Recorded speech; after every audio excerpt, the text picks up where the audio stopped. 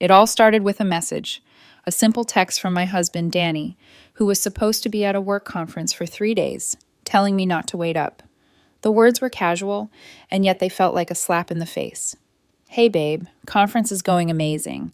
They added extra workshops for top performers extending till Sunday. Don't wait up. Love you. I had planned everything for this night. It was our anniversary, a special day. But it wasn't just the day that mattered. It was the significance of the relationship we had built. I smiled when I read his text, even though it didn't reach my heart. What I didn't know then was that in a few hours, everything about the life I thought I had would come crashing down. I sat at home alone, waiting. It was supposed to be our night, our celebration.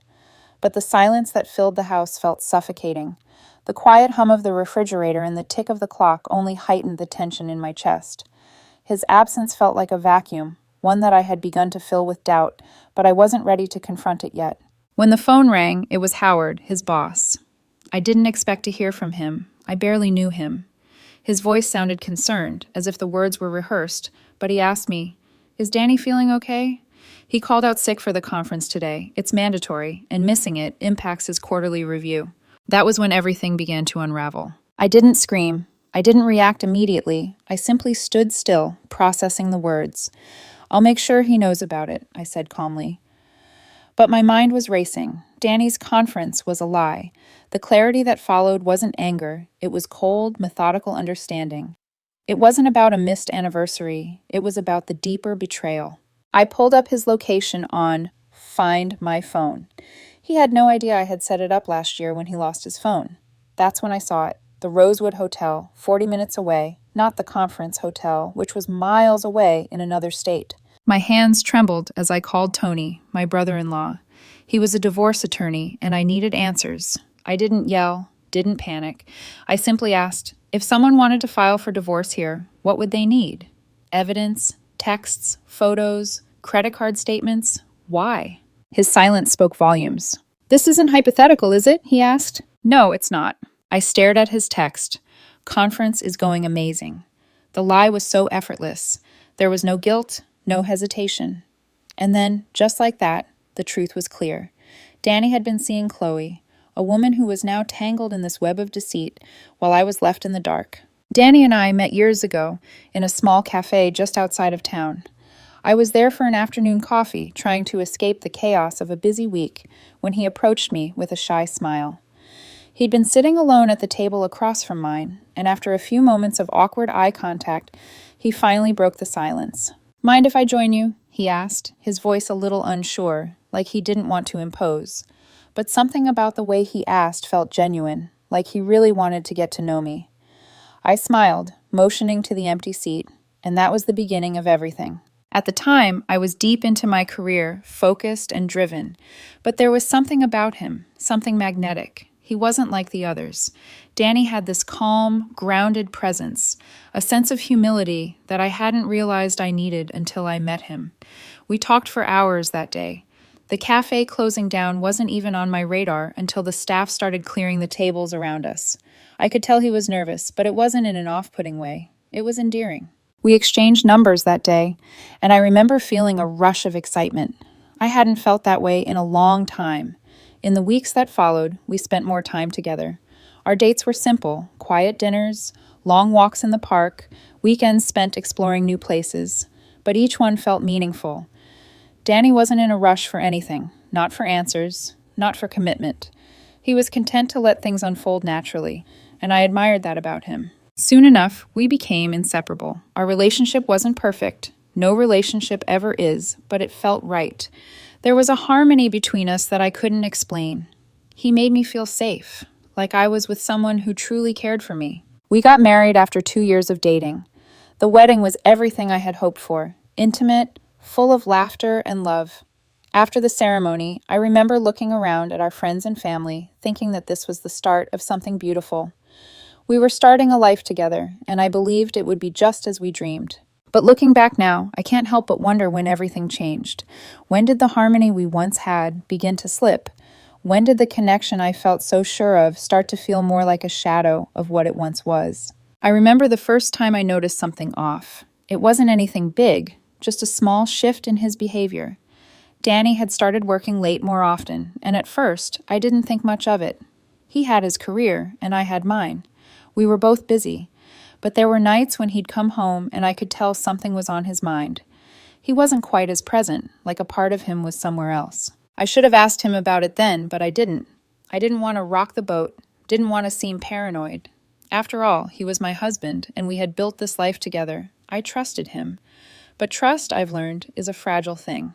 And then came the day that everything came crashing down. It started as a feeling, an instinct that something wasn't right. I couldn't pinpoint when it began, but looking back, I realized it had been creeping in for weeks, maybe even months. The long hours at work, the sudden need for space, the lack of intimacy. Danny, who had always been so attentive, so present, was now often distant, distracted. He would come home late, eat dinner in silence, and retreat to the couch to watch TV or scroll through his phone. At first, I chalked it up to stress. Work had been overwhelming for both of us. The pressure to succeed, to perform, to keep up with the never-ending demands of life. I didn't want to jump to conclusions, didn't want to make accusations when I couldn't even prove anything was wrong. But the more time went on, the more I began to feel like I was losing him. I tried to talk to him about it one evening, after we had dinner. I asked, "Danny, is everything okay? You've been distant lately." He looked at me, his expression unreadable. "I'm just tired, Jasmine. Work's been a lot lately." I nodded, trying to swallow the lump in my throat. I knew he was tired. We both were. But something in his voice didn't sit right with me. It was almost as if he was brushing me off, like he didn't want to engage in the conversation. But I let it go. I didn't want to push. Then came the first sign I couldn't ignore. It was a text message I received on a Thursday afternoon. It was from Chloe, a woman I had met a few months earlier at a dinner party.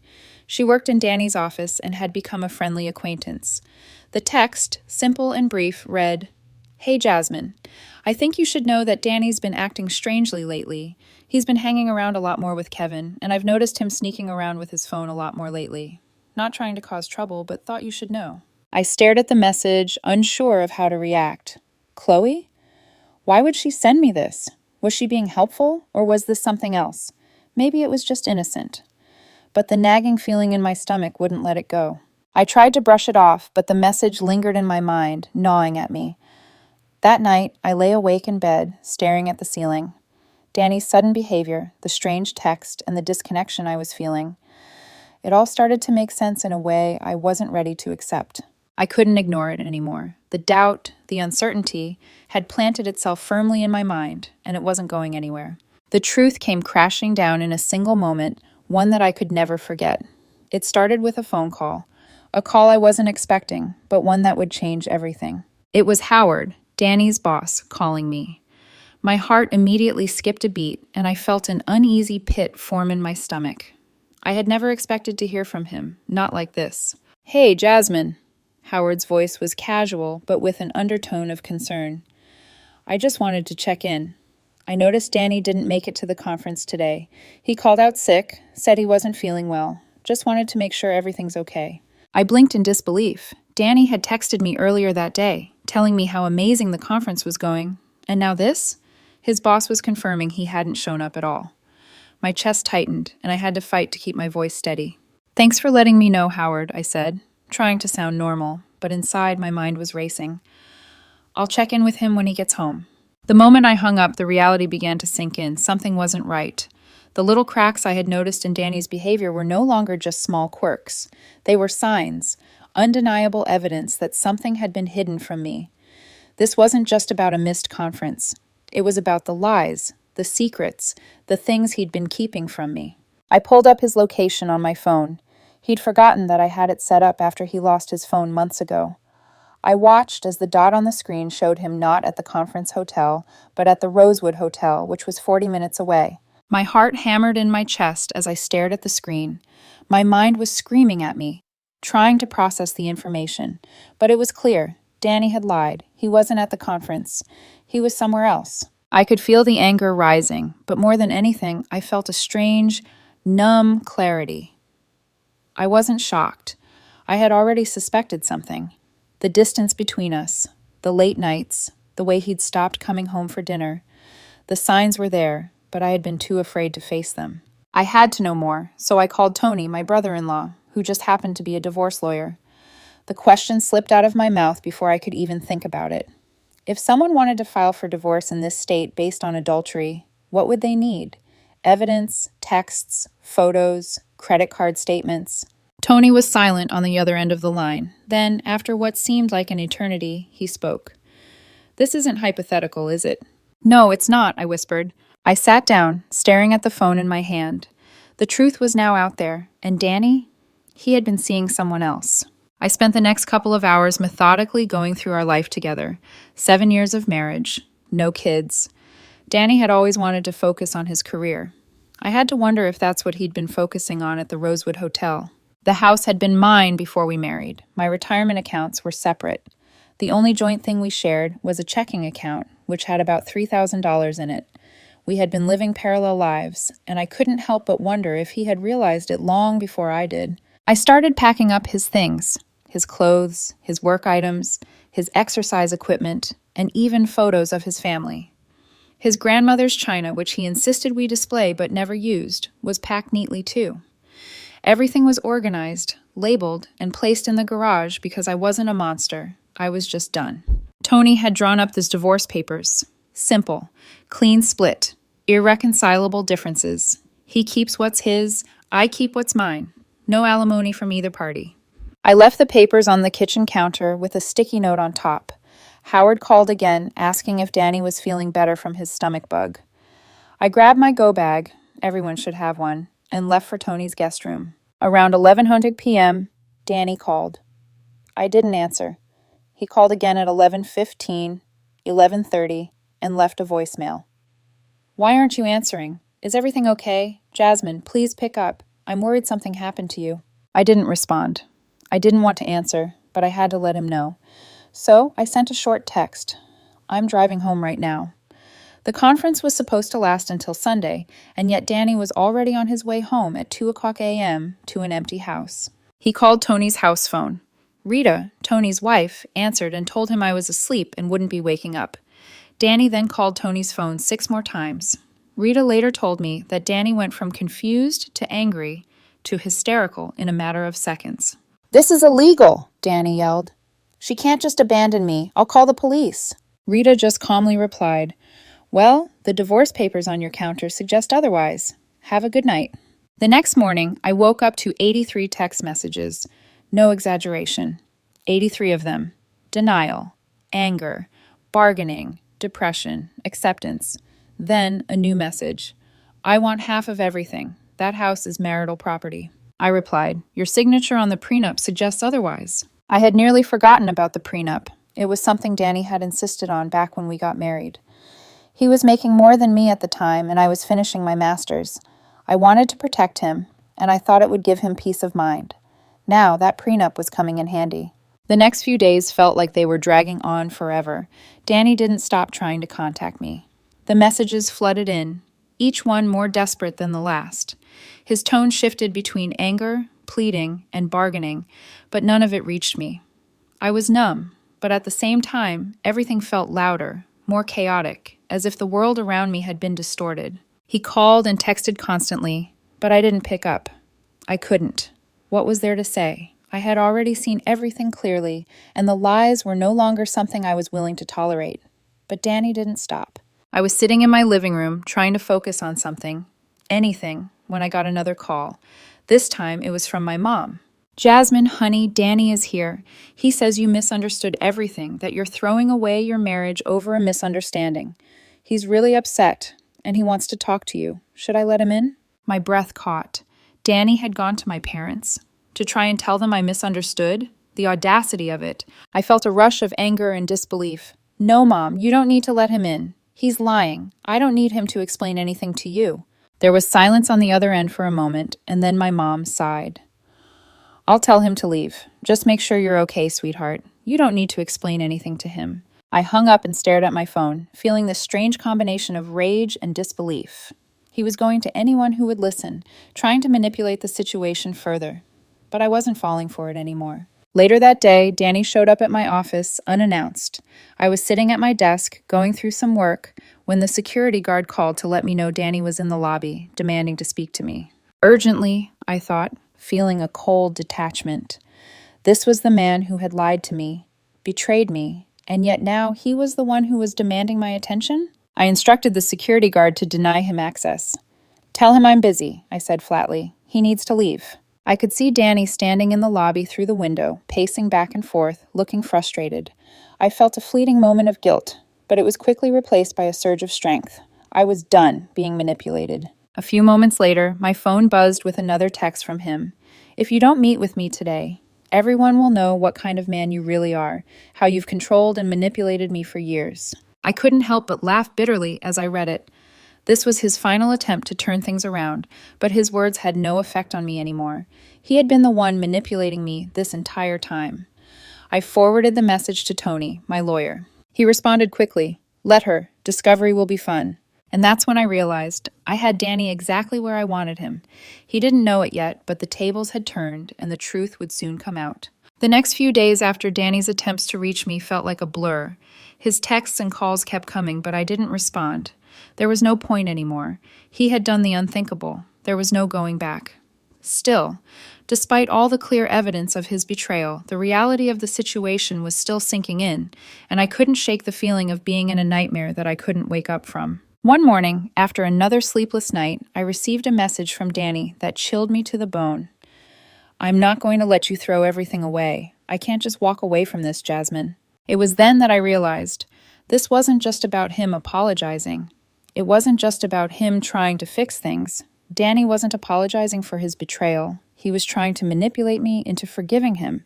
He was trying to control the narrative, to make himself the victim. It hit me hard, and for the first time I felt a sinking sense of fear. Danny was dangerous, not physically, but emotionally. He was willing to do anything to keep me in his grasp, to make me feel like I was the one in the wrong. I felt paralyzed for a moment, unsure of what to do, unsure of where to turn. The reality of everything that had happened, the lies, the betrayal, the manipulation, was overwhelming. I couldn't trust him anymore. I couldn't trust anyone. Then my phone buzzed again. It was Danny, once more. He had no idea how to let go. "I need to talk to you," the text read. "Come on, let's figure this out. You're overreacting. I can explain everything. Just give me a chance." I stared at the text for what felt like hours. The words felt like a trap. And I realized then that it wasn't just Danny who had been controlling the situation all along, it was also me. I had allowed myself to believe that things could work out, that he could change. I had believed that we could go back to the way we were. But it was over. I couldn't keep living in denial, pretending that everything was okay. I couldn't ignore the reality of what had happened anymore. I had to face it, and that terrified me. I had to let go. The hardest part wasn't even the betrayal. The hardest part was the realization that I had trusted Danny with everything, and he had thrown it all away. I had given him my love, my time, and my trust, and he had shattered it all. I knew what I had to do, but I didn't know if I was strong enough to do it. The emotional weight of everything crushed me, but I couldn't let it break me. I had already been broken once. I couldn't go back to that. The day I confronted Danny felt like the culmination of everything I had been avoiding. It wasn't just about the affair. It wasn't just about the lies. It was about me finally accepting the reality that the person I had given my heart to, the person I had trusted with everything, was someone I didn't know anymore. The facade had cracked, and the truth was too much to ignore. I couldn't do it any longer. I waited for Danny to come home that evening. My pulse raced with every second that passed. I had the evidence. I had everything I needed to prove he was lying, to prove he had been unfaithful. The lies, the betrayal, and the disrespect, it was all there. I was done pretending I didn't see it. When Danny finally walked through the door, he was surprised to see me sitting there, waiting for him. He tried to keep his usual calm, but I could see the tension in his shoulders, the way his eyes darted around. He knew something was coming. "Jasmine?" he asked, his voice strained. "What's going on? Why are you sitting here like this?" "Sit down," I said, my voice surprisingly steady. I felt the weight of what was happening settle in my chest, but I wasn't afraid anymore. "We need to talk." He hesitated, but he sat down across from me, his hands resting on his knees. I could feel the tension in the air between us, thick and suffocating. Finally, I blurted it out. "I know about the affair, Danny," I said, my voice low but clear. I know about the Rosewood Hotel. I know you've been lying to me, and I'm done pretending I don't see it." His face paled, and for a moment he didn't say anything. The silence stretched on, unbearable. Then he opened his mouth to speak, but I wasn't ready to let him talk yet. "I've been looking at your location. I know about Chloe. I know you were there with her, lying to me about being at the conference." I continued, my heart racing, but my mind crystal clear. "You used our joint credit card to book the room. You've been lying to me for months, Danny. I've been holding on to something that doesn't exist anymore." He finally spoke, his voice shaky. "Jasmine, I never meant for any of this to happen. It was a mistake. I was confused. I didn't know how to handle it." "Stop," I interrupted, the anger rising in me. "Stop with the excuses. This wasn't a mistake. This wasn't just something that happened. You made a choice, Danny. You chose her. You lied to me, to everyone, and now you want me to believe it was a mistake?" His face flushed with shame, but I wasn't moved. I had reached my breaking point, and there was no going back. I had spent too long questioning myself, trying to make excuses for his behavior, but not anymore. "I trusted you," I said, the hurt in my voice so raw, so real. "I trusted you, and you broke that trust. You betrayed me, and now I can't even look at you without seeing a stranger." Danny's face crumbled, and I saw the desperation in his eyes. "Jasmine, please, I didn't want to hurt you. I'm sorry. I'll do anything to fix this. I want us to be okay again." But I couldn't listen to him anymore. I couldn't hear the same empty promises, the same lies. My eyes burned, but I refused to cry in front of him. He had already stolen so much from me, my trust, my security, my belief in us, and now I was taking that back. "No, Danny," I said, standing up, my hands shaking, but my voice unwavering. "I'm done. I don't want your apologies anymore. I don't need your excuses. I'm done." For a long moment, Danny didn't speak. He just stared at me, as though he couldn't comprehend what was happening. Then he stood up, his voice frantic. "Jasmine, don't do this. Please, we can work through this. I can fix this." I shook my head. "You can't fix this, Danny. This is broken beyond repair." For a long time, I didn't know what to do, where to go, but I knew one thing. Danny didn't deserve me, and I couldn't keep living a lie. A few days later, Chloe's husband, Kevin, reached out to me. He had apparently found my number through his wife's phone, and we agreed to meet at a cafe. The conversation was a strange one. Kevin had been suspicious for months, and now he wanted to compare notes. When we met, he brought with him an entire file, a collection of receipts, photos, text messages, and records that showed just how far Chloe had gone to manipulate Danny into believing she was the one for him. What struck me most was the irony. Chloe had presented herself as someone with money and assets, all while using Kevin's wealth to fuel her manipulations. Kevin seemed more than ready to expose her. "I'm a software engineer, Jasmine," he said, stirring his latte. "I make 4 times what she does." But he thought he was going to get an upgrade, you know? He thought Chloe was going to take him away from this. As I listened to him talk, I couldn't help but feel a sense of clarity. Kevin was just as much a victim in this mess as I was. But it also helped me understand how Chloe had been using her wealth to keep my husband hooked. Kevin sighed and leaned forward. "You know, they are perfect for each other." "Thank you for telling me all of this," I said, realizing just how tangled the web had been. "You've helped me understand everything." I left the cafe with a new sense of purpose. I had closure. I had answers. And I was no longer willing to be part of Chloe's or Danny's manipulation. The fallout from everything that had happened hit like a tidal wave. What I had feared would be a slow burn of pain turned into a rapid, crushing shift in my life. Danny's world and Chloe's came crashing down, while I began the difficult but liberating journey of rebuilding mine. Danny tried to maintain some level of control, but the reality was inescapable. I knew it, and so did he. He was no longer the man I had loved. His manipulation tactics, his pleading, his excuses, none of it worked. I refused to respond to his calls, but they didn't stop coming. Every time my phone buzzed, I could feel the familiar rush of frustration and anger. Danny was trying to maintain control over me even now, but I wasn't going to let him. His life began to unravel. The truth about the affair, about Chloe and Danny, began spreading among our mutual friends and family. The whispers grew louder, and Danny's professional life started to crumble. Work colleagues who had once been friendly started distancing themselves. He'd been living a lie for so long, and now it was all out in the open. He was fired from his job due to the affair. Chloe's involvement had been flagged by several employees who witnessed them together, and it couldn't be ignored. He couldn't even beg his way out of it anymore. When Danny finally came to me, showing up at my apartment, he was unrecognizable, his usual confidence replaced by desperation. "I need you to understand," he pleaded, his voice cracking. "I never meant for any of this to happen. I was confused. You know how much I love you." I didn't flinch. "Danny, you have no idea what love is," I said flatly. "You used me, you lied to me, and you're still trying to manipulate the situation." "I'm sorry," he murmured, but his words held no weight anymore. I shook my head, stepping back. "It's over. No more apologies, no more lies. You've lost me." As Danny faced his consequences, so did Chloe. She had played a dangerous game with Danny's emotions, and now it was catching up with her.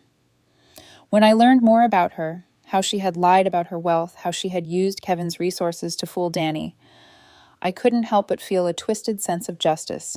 Kevin, as it turned out, had been living a life of quiet frustration, watching Chloe manipulate Danny for her own gain. He had been fooled by her too, but when everything came to light, he was the one who suffered the most in terms of his personal loss.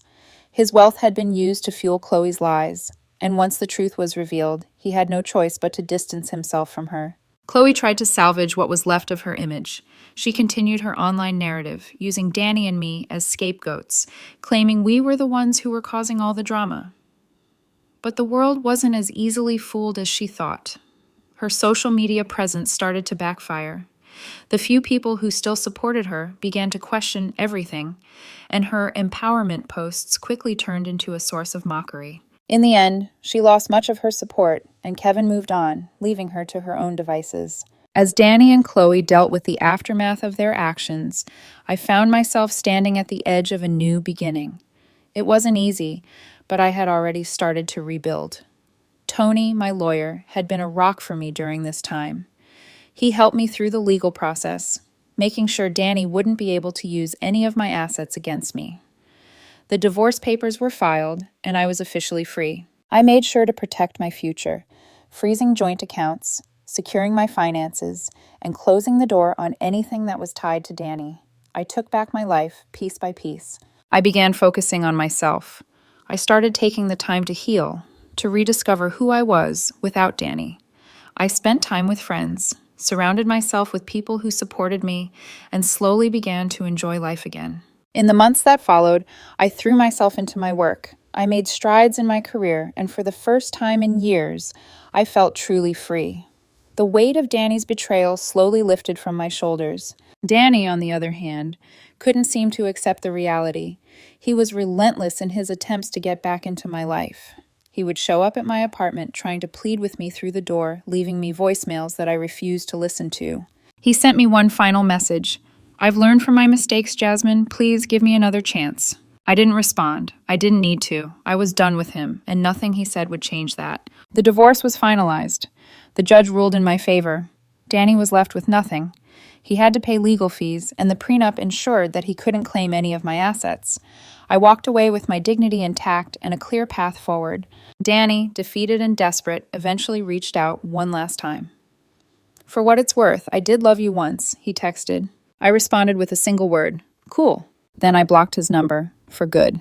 As time went on, I felt a sense of closure. I had taken back control of my life, and I no longer had to look over my shoulder, wondering when Danny would come back, begging for another chance. The only thing I thought about now was my future, my happiness, and the new opportunities waiting for me. I started seeing someone new, someone who treated me with the respect and care that I had always deserved. I laughed more, I loved more, and I learned that the best way to heal was to let go of the past and embrace what lay ahead. The weight was lifted, and the world felt lighter. Time had passed, and the storm that Danny had brought into my life had finally calmed. The first few months after the divorce felt like an emotional marathon, but now things were different. I had reached the point where I could look back and see not just the pain, but the lessons I'd learned. There were moments when I doubted myself, when I questioned whether I was strong enough to survive the heartbreak. But I had done it. I had survived, and not only that, I had thrived. I spent a lot of time reflecting on everything that had happened, the lies, the manipulation, the broken trust.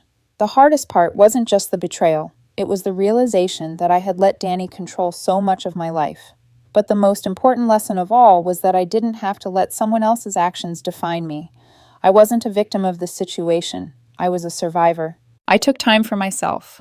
I rediscovered passions that I had abandoned while trying to please Danny, the hobbies I used to love, the friends I hadn't seen in years, the things I had put on hold for the sake of the marriage. I filled my life with people who valued me for who I was, not for what I could give them. Tony, my lawyer, had been a constant support throughout the process.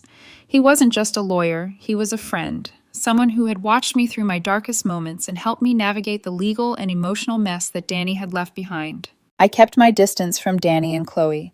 Every time I saw them try to regain control of their narrative, on social media or through mutual friends, I reminded myself that I didn't need to be a part of their drama anymore. I had my own story to write. Months passed, and life started to feel less like a series of obstacles and more like an open road.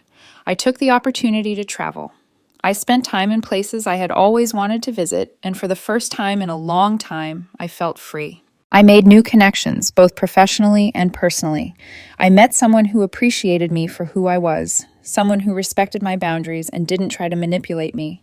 It wasn't a fairy tale, nothing ever is, but it was real, and that was enough. One evening, Danny sent me a text.